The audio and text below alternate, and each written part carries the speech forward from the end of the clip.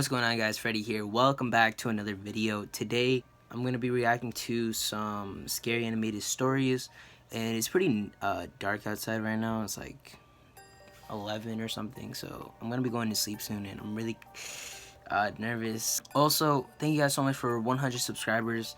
I really do appreciate it. And yeah, we're going to get right into this video. Creepy night at the office. So I was at the office one day. I was working late and the rest of my co-workers were heading out to share a taxi home. So I was going to be the only one left in the building since our boss hadn't come into work for the past few days. So work at these fucking jobs, bro. Don't work at these jobs.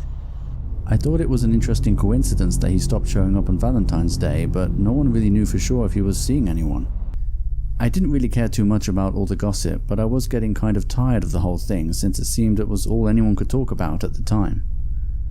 The strong scent of perfume in the office and the mystery gift on his desk also had everyone talking. It was actually pretty cool not having the boss around at first, but unfortunately the security alarm had started acting up and I needed his signature to approve the cost to call someone to fix it. Also, the key to the supply room went missing since he left, and he hadn't returned any of my messages about that or the alarm. Come on now. At this point, if shit isn't working out, just quit the job. What are you doing? Also, I didn't catch what he said at the beginning, so I don't really know what's going on. And I'm sorry, the lighting is pretty bad. I'm using my lamp. Which was surprising because he was the kind of person that would generally take things very seriously. Just as my colleagues were about to leave the building, they asked if there was anyone waiting up for me because there was someone sitting inside a car in the parking lot outside. They seemed genuinely unnerved when I told them that I wasn't expecting anyone, and they all decided to quietly leave together and asked me to be careful. About half an hour later, I received a message on my phone from Josh, one of my co-workers from earlier. Truth be told, I was so focused on my work I had completely forgotten about the matter. I didn't respond to his message right away, but eventually I did find an excuse to pass in front of my boss's office overlooking the parking lot. I went into his office and peeked through the window.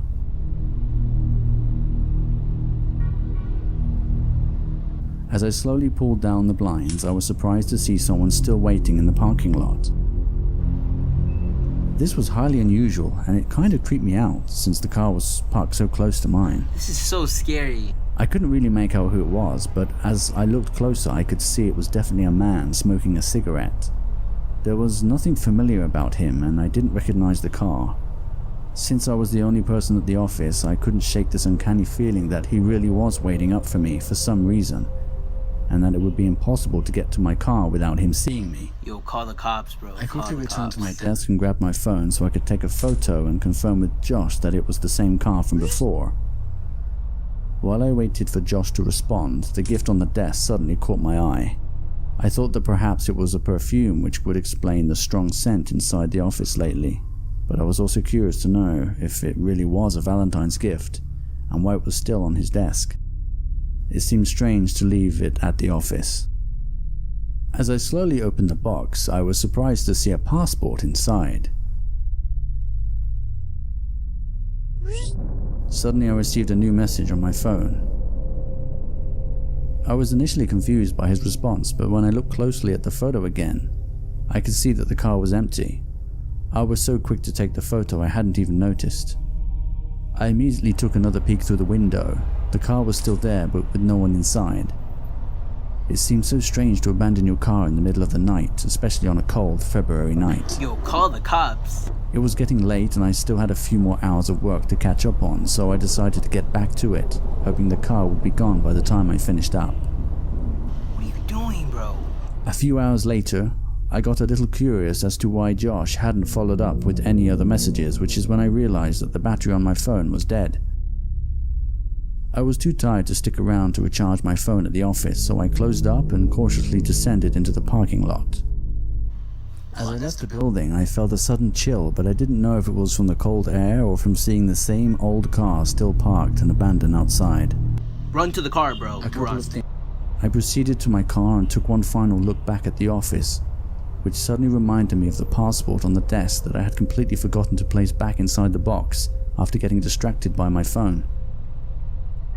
Knowing that my boss would totally flip out if he found out that someone had been snooping around his office, I reluctantly headed back into the building, since I had already worked so late and I really didn't want to have to wake up extra early the next morning just to make sure I'd be the first to arrive at the office.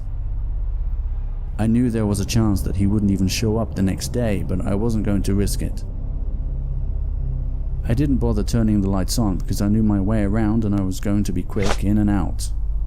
It was when I reached my boss's office that I noticed something very strange. It's gone. The office chair that was previously behind the desk had been moved and both the box and the passport were missing. I had only been gone for a few minutes, so it seemed plausible that whoever it was might still be inside the building with me, so I was quick to observe the rest of the office, and there was no other indication that anyone else was there. However, this moment of silence and relief was quickly diminished by a loud thud coming from the supply room.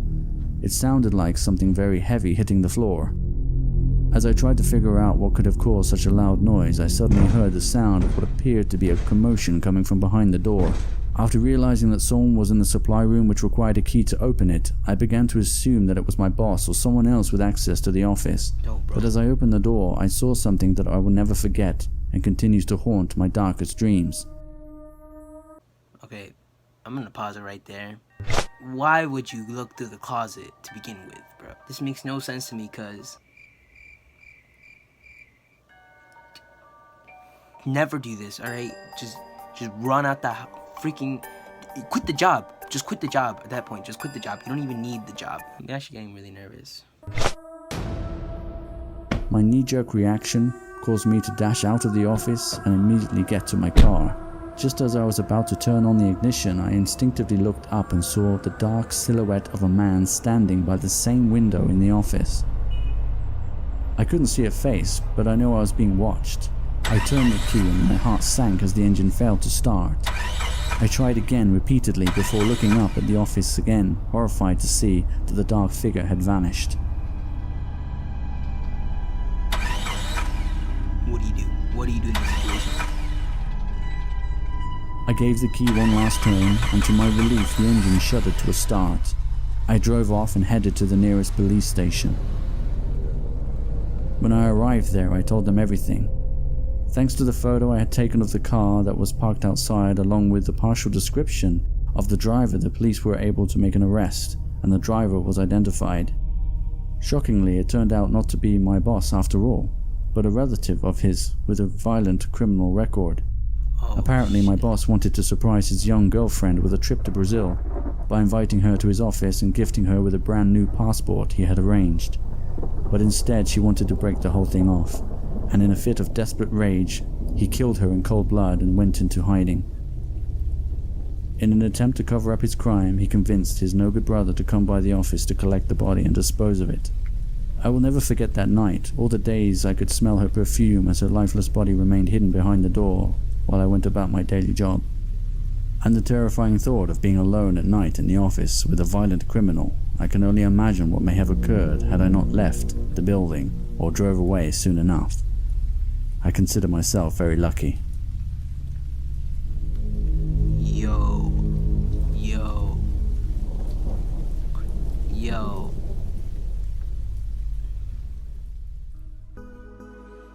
I never saw my boss again after that. In fact, no one did. He became a ghost. His last known location was somewhere in Rio, and that was it. A few weeks later, I quit my job and started working security at the sub-level of a local hospital. It kind of felt like a step back, and I had serious reservations about working so close to the morgue. But I didn't think anything could be worse than that creepy night at the office. Alright, so that's it. That's literally the animated story. But my god, bro, that shit's just scary. Bro, once he got in and he didn't see the passport, he should have just left. Like, something was up, obviously. So he should have just dipped, not been there anymore, and it would have been good. But no. He had to go investigate the closet, and then he had to go, like, bro, I would immediately call the police. But yeah, that's it for the video. Hope you guys did enjoy. I'm sorry for the lighting changing a lot, actually. But yeah, let me know if you guys want to see more of this types of videos. I don't know if I'll do more face cam, But yeah, thank you guys so much for watching, and goodbye.